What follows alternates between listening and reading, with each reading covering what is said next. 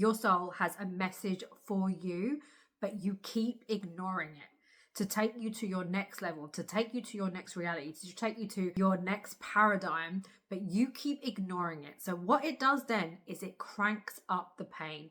Like, you keep being told to leave that job and follow your purpose, to leave that relationship, because even though it's safe, it doesn't actually feel good anymore, and you want different things. To leave that friendship because it's now feeling like a cage. To leave the way that you've been running your business and knock it down and rebuild a new one. These are big threshold moments that the soul will push you to move through, and it will do it kind of kindly at the beginning, which is amplifying that desire of wanting more, of wanting to raise the standard. But then when you don't listen, it will start to crank up the pain.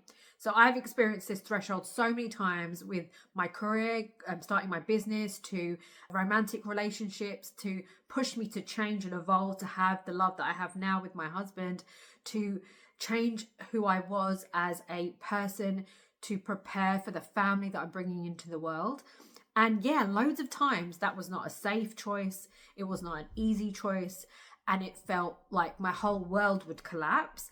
And then what would happen is I would ignore it because I'd just be like, oh, that's really hard. I'm going to hurt somebody, or I won't know how to pay the bills if I do that. So I can't do that. I'm not going to follow that guidance.